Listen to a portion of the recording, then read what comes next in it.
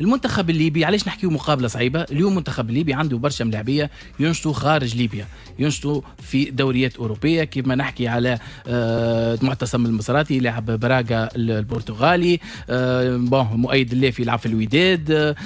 حمد الهوني يلعب في الترجي الرياضي التونسي، ملاعبي يعمل في برشا ديفيرونس مع الترجي الرياضي التونسي. عنده مجموعه من اللاعبين اللي معتصم صبو في فتره سابقه كان لاعب في الاتحاد المنستيري وكان ركائز الدفاع في الاتحاد المنستيري. دونك اليوم الفريق عنده مقومات فريق ينجم يعمل دي بيرفورمانس ودي ريزولتا باهين، لكن انا حسب رايي ظاهريا الماتش سيفري صعيب، لكن منتخبنا اذا يكون جاهز كيف ما يلزم، سورتو نحكي في الكومبارتيمون اوفونسيف وثلاثي الهجوم يكونوا فاعلين وناجعين، حسب رايي نجم المقابله هذه الصعيبه رجعوها مقابله سهله، لانه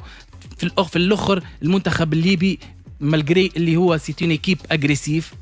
اللي هي حاجه مهمه تكنيك زاد فوالا مش نجي بيان سور مش نحكي لك سي اون ايكيب اجريسيف، هذه حاجه تزادت ما كانتش عند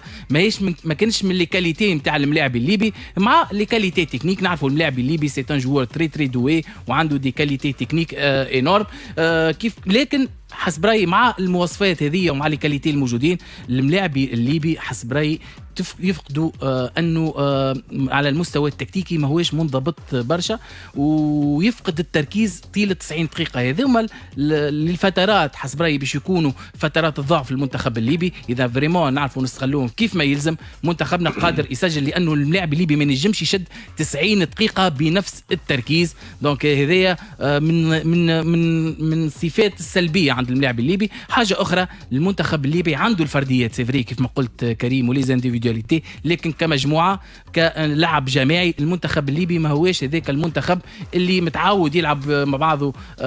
فتره كبيره. اخر مقابلات ليه في الشان كان باللاعبين المحليين،